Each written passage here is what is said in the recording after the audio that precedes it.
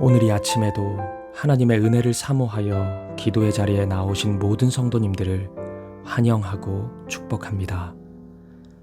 이 시간 우리에게 주신 하나님의 말씀은 레위기 18장 19절부터 30절까지 말씀입니다.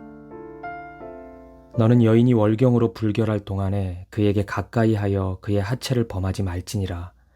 너는 내 이웃의 아내와 동침하여 설정함으로 그 여자와 함께 자기를 더럽히지 말지니라. 너는 결단코 자녀를 몰렉에게 주어 불로 통과하게 함으로 내 하나님의 이름을 욕되게 하지 말라. 나는 여호와이니라. 너는 여자와 동침함 같이 남자와 동침하지 말라. 이는 가증한 일이니라. 너는 짐승과 교합하여 자기를 더럽히지 말며 여자는 짐승 앞에 서서 그것과 교접하지 말라. 이는 문란한 일이니라. 너희는 이 모든 일로 스스로 더럽히지 말라. 내가 너희 앞에서 쫓아내는 족속들이 이 모든 일로 말미암아 더러워졌고 그 땅도 더러워졌으므로 내가 그 악으로 말미암아 벌하고 그 땅도 스스로 그 주민을 토하여 내느니라. 그러므로 너희 곧 너희의 동족이나 혹은 너희 중에 거류하는 거류민이나 내 규례와 내 법도를 지키고 이런 가증한 일에 하나라도 행하지 말라. 너희 전에 있던 그 땅 주민이 이 모든 가증한 일을 행하였고 그 땅도 더러워졌느니라. 너희도 더럽히면 그 땅이 너희가 있기 전 주민을 토함같이 너희를 토할까 하노라. 이 가증한 모든 일을 행하는 자는 그 백성 중에서 끊어지리라. 그러므로 너희는 내 명령을 지키고 너희가 들어가기 전에 행하던 가증한 풍속을 하나라도 따름으로 스스로 더럽히지 말라. 나는 너희의 하나님 여호와이니라. 아멘. 오늘 본문은 어제에 이어 하나님의 백성들의 성적 방종을 지적하고 있습니다. 돈과 권력과 함께 성적인 쾌락은 죄인인 인생들에게 매우 취약한 유혹거리입니다. 주일 설교에서 잠시 다룬 것처럼 이 모든 것들은 육신의 정욕, 안목의 정욕, 이생의 자랑으로 요약될 수 있는데 이 요소들은 돈, 섹스, 권력이라는 이름으로 변모하여 언제나 우리를 미혹합니다. 하나님의 자녀들은 언제나 이런 요소들이 하나님의 자리를 대체하지 않도록 경계하고 또 경계해야 합니다. 고대 근동의 문화에서 성적인 방종은 매우 만연되어 있는 자유였습니다. 하나님이 정해놓으신 기준이 없는 인생은 언제나 자기 만족과 쾌락의 길로 무한히 질주할 수밖에 없기 때문입니다. 당시 거의 모든 나라들은 이러한 것들의 기준이 없이 무분별한 방종을 일삼고 있었습니다. 그런데 이런 모습은 오늘날 우리 시대도 마찬가지입니다. 현대사회의 아이러니는 성희롱이나 성매매 등에는 매우 엄격하면서도 불륜이나 성적인 방종에 대해서는 지나치게 관대하다는 점입니다. 아니 오히려 다양한 문화적인 장치를 통해 성적인 방종을 미화하기까지 합니다. 이런 면에서 본다면 성의 즐거움은 오직 부부 사이에서만 허락된 것이라는 성경의 가르침은 오늘 우리에게도 그대로 적용되어야 하는 진리입니다. 하나님께서 인생들에게 성이라는 즐거움을 주신 것은 남자와 여자가 하나 될 때의 기쁨을 알게 하시기 위한 하나님의 선물이기 때문입니다. 그리고 이런 즐거움의 결과로 새로운 생명이 잉태됩니다. 생명이 오직 하나님께 달려있음을 기억한다면 성이라는 선물은 하나님의 일을 이루는 아름답고 고귀한 통로인 것입니다. 그럼에도 죄인인 인생들은 시대를 막론하고 이 성을 자기 만족의 도구로 사용하기에 급급해 했습니다. 성경은 한결같이 이 부분을 지적하고 있는 것입니다. 먼저 오늘 본문은 여인의 월경 중에 일어나는 성행위를 금지합니다. 이것은 여성의 신체적 연약함을 보호하기 위한 목적으로서 의학적으로도 권장할 수 없는 모습입니다. 19절 말씀이 불결하다라는 표현을 사용하고 있는 이유는 피가 신체에서 나오는 것을 죽음과 연결해서 생각했던 구약의 세계관 때문입니다. 이어서 20절은 이웃의 아내와 동침하는 불륜에 대해 금지합니다. 이는 십계명에서도 금지하는 것으로서 하나님이 허락하신 형편에 대해 불만족하는 행위이기 때문입니다. 그리고 22절과 23절은 동성애와 수간을 금지합니다. 성경은 이에 대해 히브리어 테벨이라는 단어를 사용하는데 이 단어는 완전성을 이탈한 무질서한 상태를 의미합니다. 즉 이런 행위들은 하나님이 창조 시에 정해놓으신 아름다운 질서를 깨뜨리는 행위인 것입니다. 레위기가 부부를 넘어서는 다양한 대상과의 성행위를 금지하는 이유가 여기에 있습니다. 동성애, 수간, 그리고 여타의 금지된 모든 성행위들은 모두 하나님의 창조 질서를 뒤죽박죽으로 만드는 테벨로 만드는 것이기 때문입니다. 동시에 본문은 자녀에 대한 과한 욕심도 제한합니다. 21절은 금지된 성행위에 대한 말씀 사이에 위치하면서 자녀에 대한 언급을 하고 있습니다. 21절을 읽어보도록 하겠습니다. 너는 결단코 자녀를 몰렉에게 주어 불로 통과하게 하므로 내 하나님의 이름을 욕되게 하지 말라.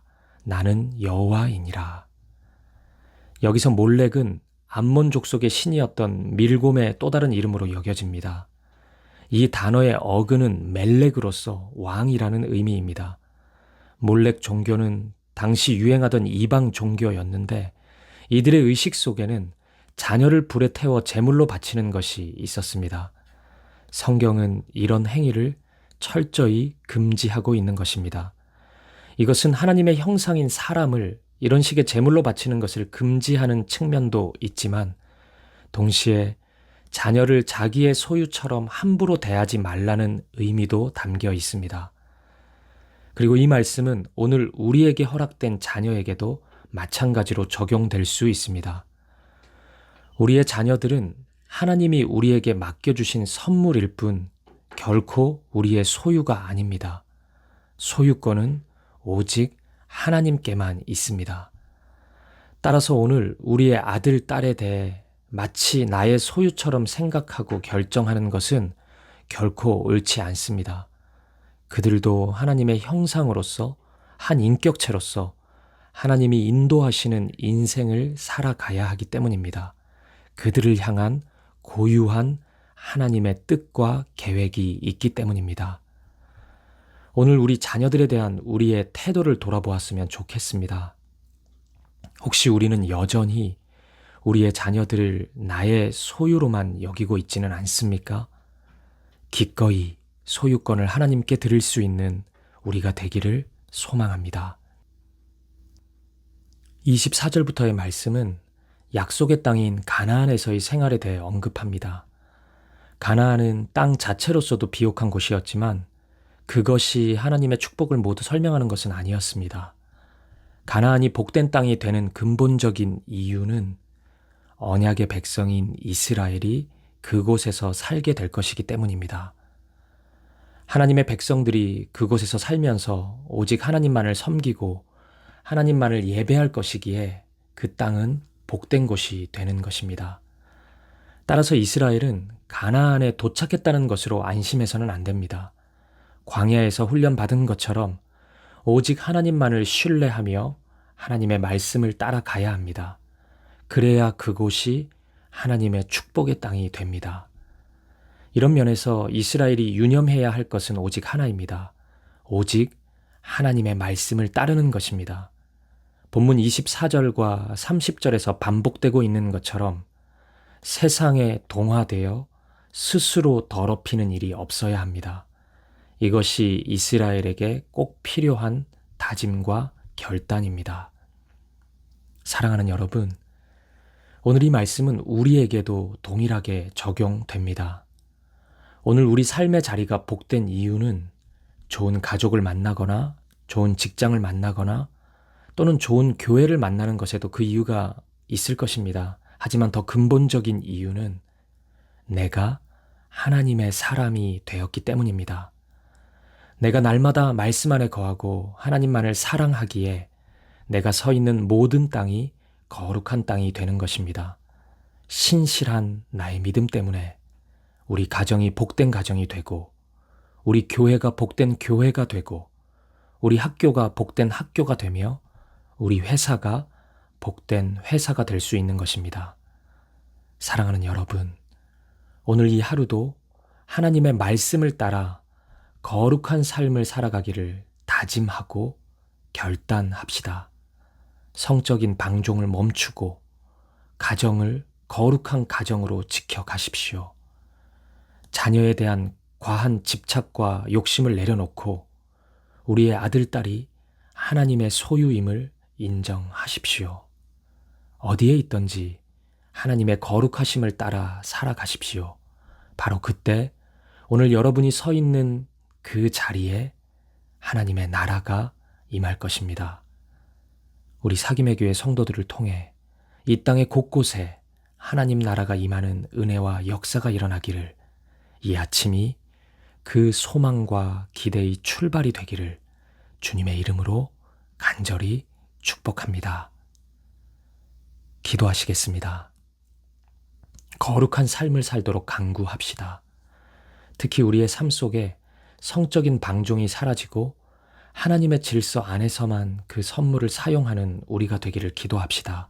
하나님, 모든 음란함을 버리고 거룩한 마음과 생각, 삶으로 살아가는 내가 되게 하옵소서. 함께 기도하시겠습니다. 그리고 두 번째 기도 제목입니다. 자녀가 있는 분들은 우리의 자녀의 소유가 하나님께 있음을 인정합시다. 우리 자녀들을 나의 것이라 여기지 않게 하시고 나의 헛된 욕망을 자녀에게 요구하지 않게 하옵소서. 오직 하나님의 소유임을 인정하고 하나님의 뜻대로 양육할 수 있도록 지혜와 은혜를 주옵소서. 우리의 자녀들이 믿음의 자녀로서 하나님의 사랑 가운데 양육되게 하옵소서. 그리고 마지막으로 우리 개인의 기도 제목을 놓고 우리의 가정과 자녀, 교회를 위해, 이 민족과 모든 열방을 위해 한 마음과 한 뜻으로 기도하며 나아가겠습니다. 함께 기도하시겠습니다.